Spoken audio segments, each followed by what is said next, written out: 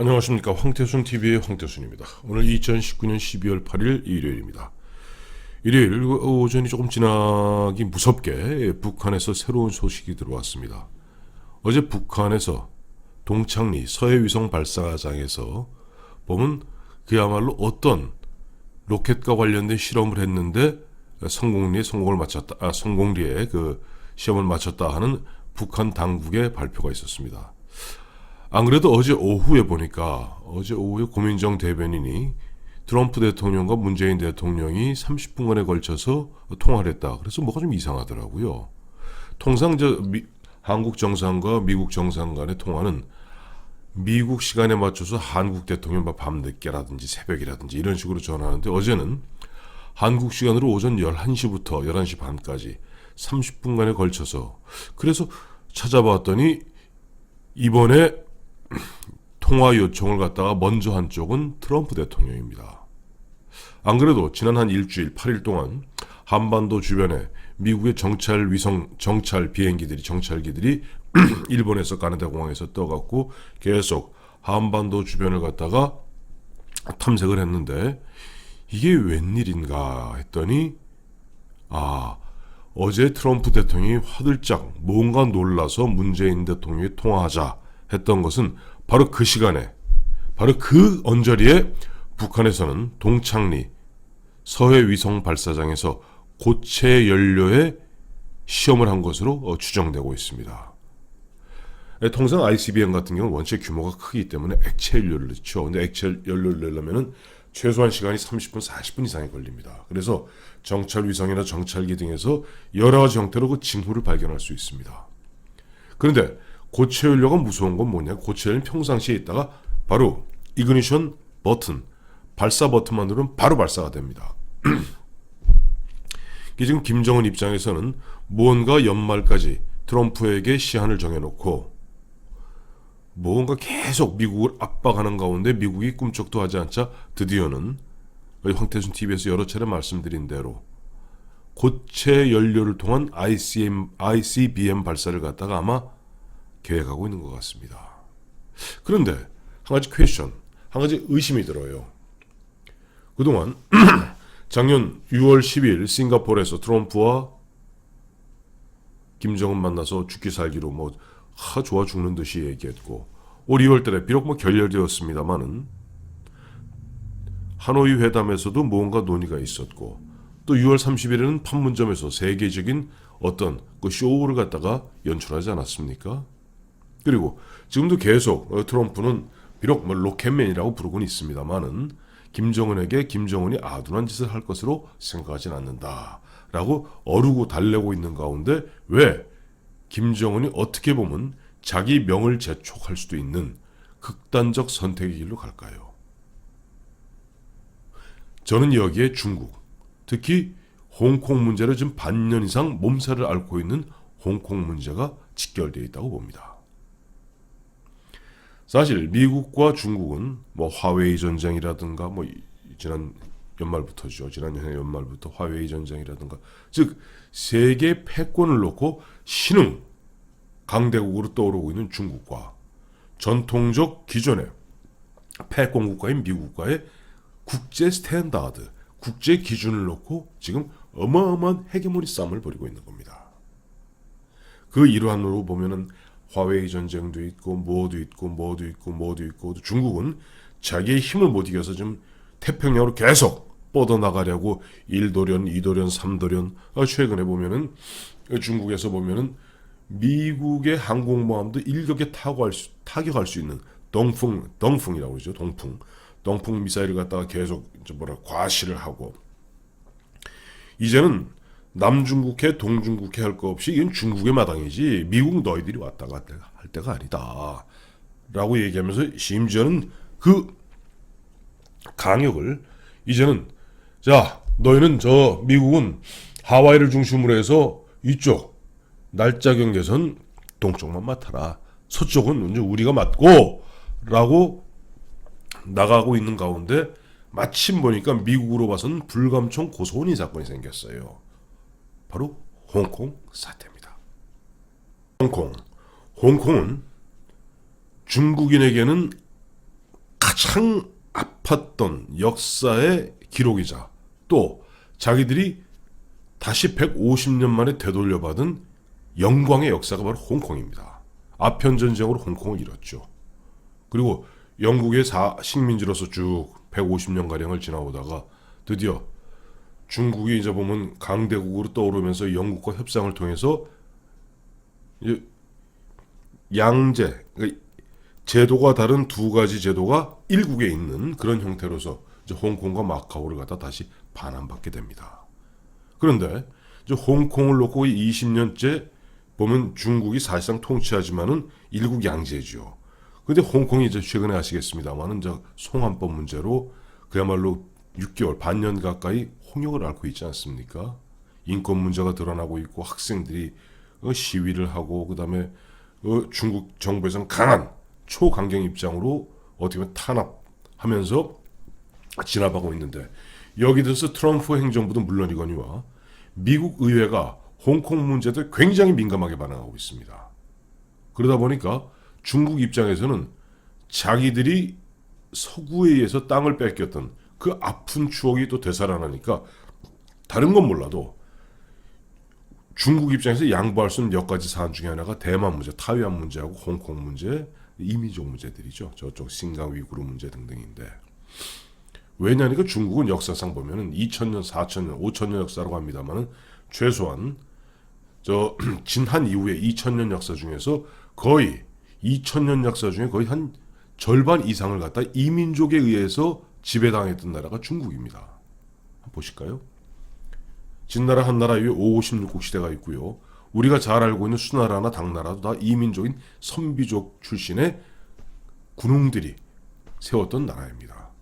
더 말할 것도 없죠. 요나라, 금나라, 또 원나라, 또 최근에 보면 중국을 갖다가 거의 300년 가까이 지배했던 청나라도 만주족입니다.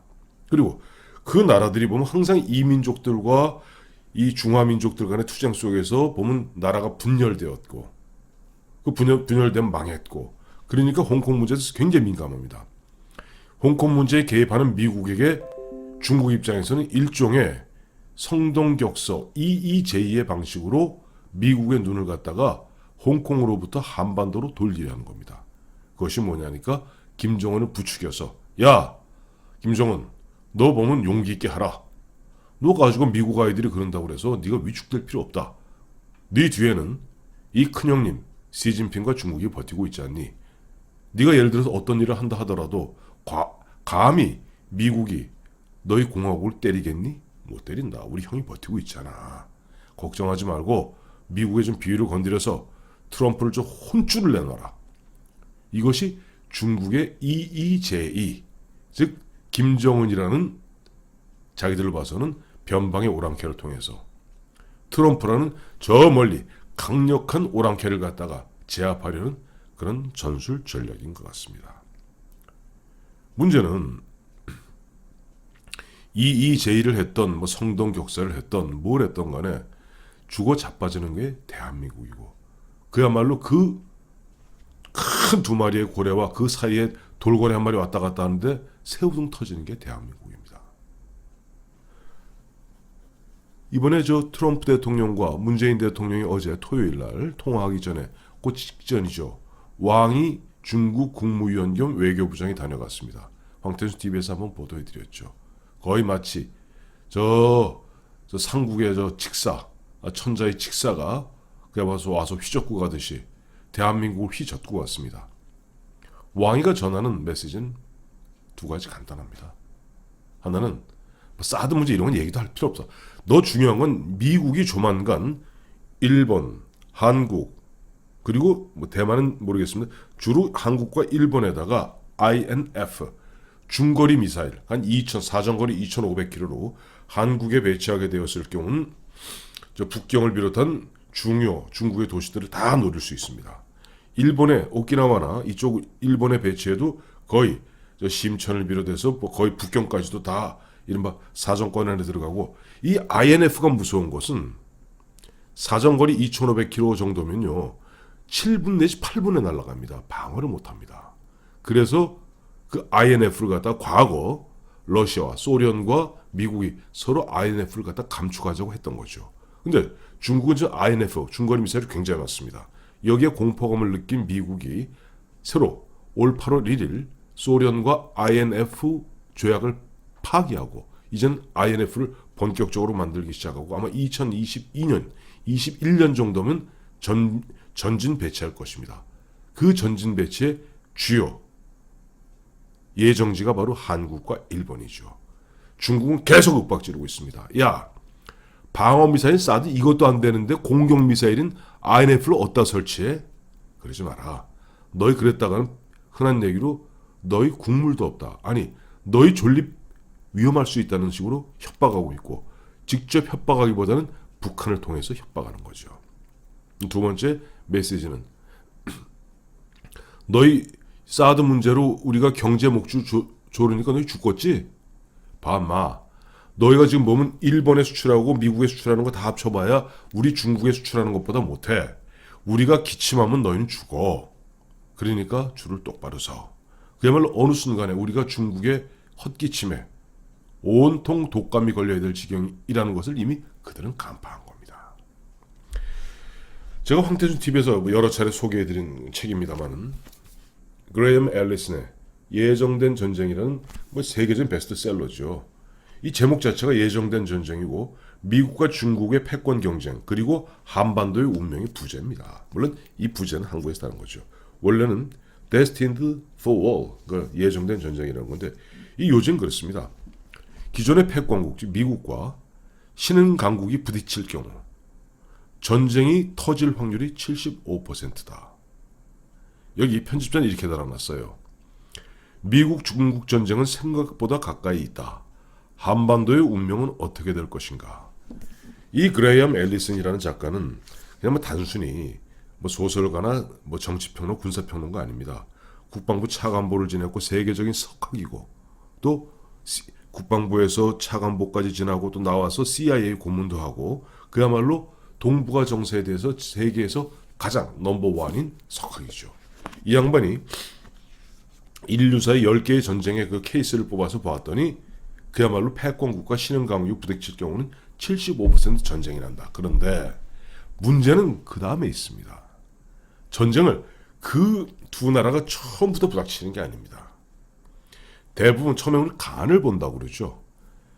저기 이제 나오는 게 이제 예정된 전쟁의 첫 번째 케이스로 나오는 게 이제 그 펠로폰네소스 전쟁 이 보면 아테네하고 스파르타가 붙었을 때 얘기가 나오는데 처음부터 아테네와 스파르타 처음부터 붙는 게 아니에요.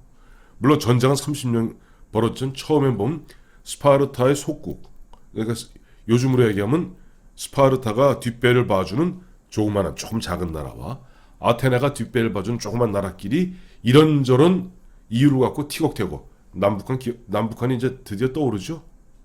그러다가 어느 순간에 여기서 강대국이 개입해서 작은 소국을 갖다 압박하기 시작합니다.